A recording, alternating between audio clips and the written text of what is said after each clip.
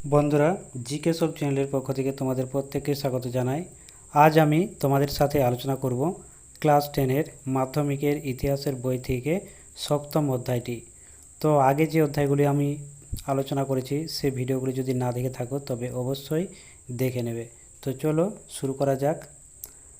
1905 খ্রিস্টাব্দে 16ই অক্টোবর যোগদানকারী মহিলারা হলেন সবলা দেবী চৌধুরানী, হেমাঙ্গিনী দাস, কুমুদিনী মিত্র, লীলাবতী মিত্র, নির্মলা সরকার ও ইত্যাদি। 2 নম্বর, রামেন্দ্র সুন্দর ত্রিবেদীর আহ্বানে অরন্ধন এবং উপবাস পালিত হয়। 3 নম্বর, মুকুন্দ দাসের ফেলে দাও রেশমি চুড়ি গানটি সেই সময় খুব জনপ্রিয় হয়ে ওঠে। 4 নম্বর, সরলা দেবী চৌধুরানী লক্ষ্মীর ভাণ্ডার স্থাপন করেন। 5 নম্বর, 1921 সালে প্রিন্স অফ ওয়েলস ভারত সফরে আসেন। 6 নম্বর, উর্মিলা দেবী নারী কর্ম মন্দির 1921 খ্রিস্টাব্দে প্রতিষ্ঠা করেন। 7 নম্বর, নেলি সেনগুপ্ত 1922 সালে স্টিমার ধর্মঘটে নেতৃত্ব দেন। 8 নম্বর, বহু নারী তাদের অর্থ অলঙ্কার তিলক স্বরাজ তহবিলে দান করেন।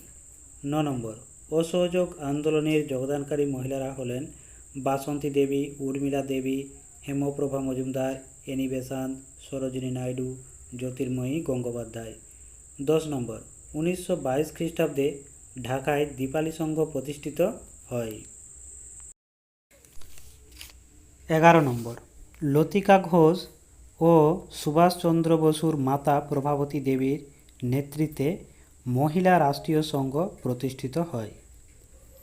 12 নম্বর, 1929 সালে 64 দিন অনশন করে বিপ্লবী যতীন দাস মৃত্যু হয়।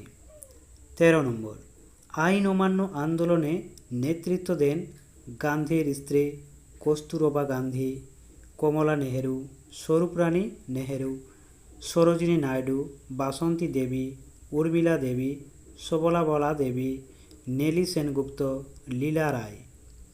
14 নম্বর, বোম্বাইয়ে, দিল্লি, কলকাতা, এলাহাবাদ, লখনৌ, লাহোর প্রভৃতি শহরে এই আন্দোলন ছড়িয়ে পড়ে। কলকাতায় নারী সত্যাগ্রহ সমিতি প্রতিষ্ঠিত হয়। 16 নম্বর, রাজকুমারী অমৃত কাউরের নেতৃত্বে পাঞ্জাবে নারী আন্দোলন শক্তিশালী হয়ে ওঠে। 17 নম্বর, সরোজিনী নাইডু রাষ্ট্রীয় স্ত্রী সংঘ গঠন করেন।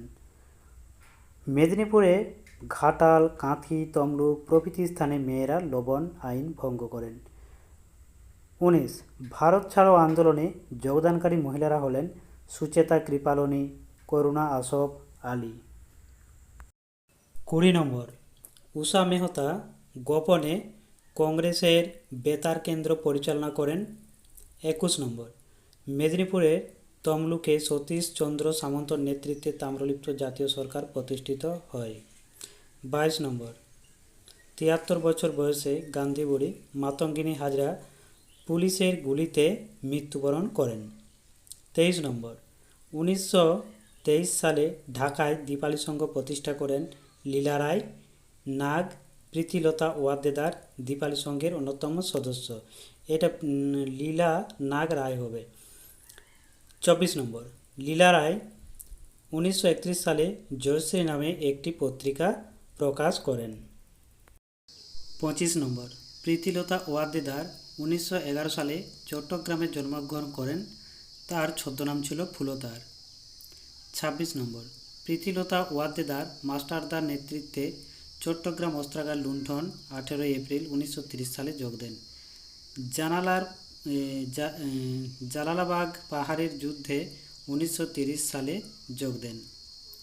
27 নম্বর, প্রীতিলতা ওয়াদ্দেদার পাহাড়তলী ইউরোপিয়ান ক্লাব আক্রমণ করেন, পুলিশের হাতে ধরা পড়ে পটাশিয়াম সায়ানাইড খেয়ে মারা যান। 28 নম্বর, চট্টগ্রাম অস্ত্রাগার লুণ্ঠনের সময় সূর্য সেন ও তারকেশ্বর দস্তিদারের ফাঁসি হয়। ঝাঁসি বাহিনীর প্রধান ক্যাপ্টেন লক্ষ্মী সাইগল 1945 সালে গ্রেপ্তার হন। 30 নম্বর, সতীশচন্দ্র মুখোপাধ্যায় রচিত ডন সোসাইটি 1902 সালে প্রকাশিত হয়। 31 নম্বর, সন্ধ্যা পত্রিকার সম্পাদক ব্রহ্মবান্ধব উপাধ্যায় ডাকে বয়কট আন্দোলন জোরদার হয়। 1905 সালে সরকার কার্লাইল সার্কুলার, পেটলার সার্কুলার, নিয়ন সার্কুলার, দমন সার্কুলার প্রকাশ করেন। 33 নম্বর, অ্যান্টি সার্কুলার সোসাইটি 1905 সালে প্রতিষ্ঠিত হয়। প্রতিষ্ঠা করেন সতীশচন্দ্র প্রসাদ বসু। স্বাধীনতা সংগ্রামে প্রথম শহীদ হন ক্ষুদিরাম বোস ও প্রফুল্ল চাকি। 35 নম্বর, আলিপুর বোমা মামলা শুরু হয় 1908 খ্রিস্টাব্দে, ঢাকা ষড়যন্ত্র মামলা 1910 খ্রিস্টাব্দে, বরিশাল ষড়যন্ত্র মামলা 1912 খ্রিস্টাব্দে, হাওড়া ষড়যন্ত্র মামলা শুরু হয় 1910 খ্রিস্টাব্দে, রোডা অস্ত্র মামলা শুরু হয় 1912 খ্রিস্টাব্দে। 36 নম্বর, বুড়িবালামের যুদ্ধ 1915 খ্রিস্টাব্দে বাঘা যতীনের নেতৃত্বে সংগঠিত হয়। 37 নম্বর, রাসবিহারী বসু দিল্লিতে লর্ড হার্ডিঞ্জকে লক্ষ্য করে বোমা নিক্ষেপ করে। তো বন্ধুরা, আমার এই ভিডিওটি যদি ভালো লাগে তবে অবশ্যই বন্ধুদের মধ্যে শেয়ার করবে এবং চ্যানেলটিকে সাবস্ক্রাইব করে দেবে পরবর্তী আবার নতুন নতুন ভিডিও পাওয়ার জন্য। তো ভিডিওটি শেষ পর্যন্ত দেখার জন্য ধন্যবাদ।